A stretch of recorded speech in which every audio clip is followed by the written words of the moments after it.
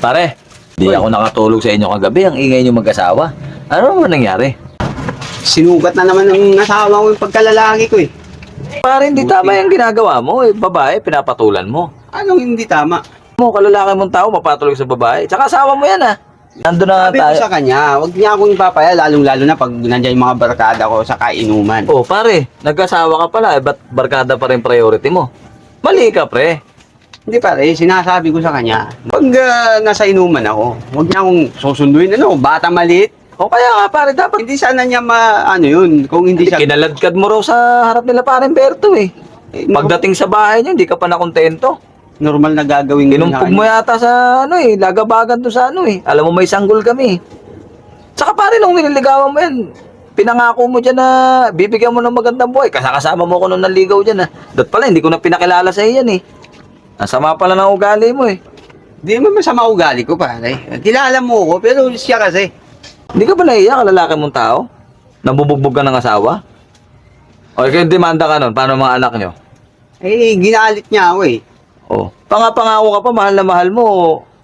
Sinusundo mo pa, tapos ngayong nakuha mo na lahat. Pumangit na yung asawa mo ng bahagya. Ganon ang turing mo. Wala ka sa ayos, pre. Magpakalalaki ka. Oh, duwag ka, pinapatulan mo, babae lang. Saka nakikita ng mga anak mo yun, pambubog mo sa asawa mo. Oh, tatatak sa utak nila yan, pare. Mag-isip-isip ka. Alam ba ng biyanan mo yan? Hindi pa nga eh. Oh. Paano pag nalaman ng biyanan mo yan? Diba? Kaya ka, pare. Yung biyanan mo, binigay sa inyo lahat, ha. Bahay.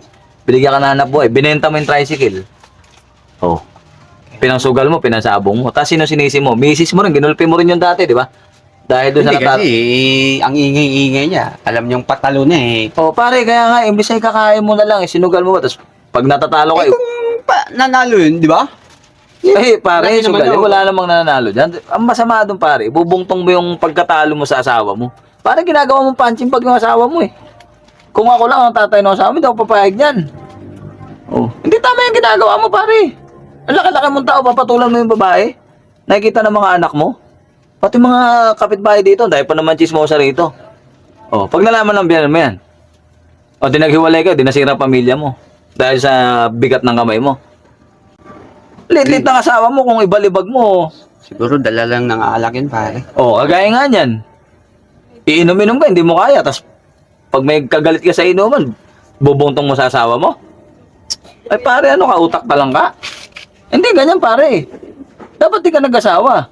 Pare, ako pa yung kaibigan lang pare, no? Hindi kita pinapaking himasukan pare, no? Pero pag na-hospital yung asawa mo pare, makonfine yan pare. Sigurado wala kang panggamot eh. Okay. Di ba? Kasi pinangiinom mo pa eh. Pare pa yung kaibigan yan, ha? Iwasan mo yun. Manakit ang babae, pare. Kasi hindi yan tama, pare. Okay na. Kalalaki mong tao, pare. Masisira pamilya mo. Wala ka namang trabaho. Mamaya, manghihingi na lang ako sa kanya ng pare. Pasensya siguro. Ayan, kung ganyan ginagawa mo, di walang problema, pare. Mahirap masira ang pamilya. Di ba, pare, Di ba? kinausap mo ko ng ano? Hindi kita sinasabihan para makingmasukan ng buhay niyo. Pero pare, mag-isip-isip ka rin. No? Kawawa pamilya mo eh. Eh, pare, kumusta na pala si misis mo? Mukhang tagal-tagal na hindi ko na rin napapansin dyan sa inyo, ah. Si Aileen? Oo, nasa abroad ba? Hindi, nasa ICU. Bakit? Dalawang buwan na yun dun. Eh, di ba nga, pinangako ko sa kanya, bibigay ko yung bituin. Oh, Eh, sa ginawa ko sa kanya, feeling ko, nakita niya na yung bituin. Eh, papunta ako ngayon kasi, nakalimutan ko yung buwan. Bibigay ko ngayon yung buwan. Isang malakas lang, pare. Kasi napipi ko na rin ako, pare. Binabastos ako, pare. Buwan bibigyan ko to ng buwan.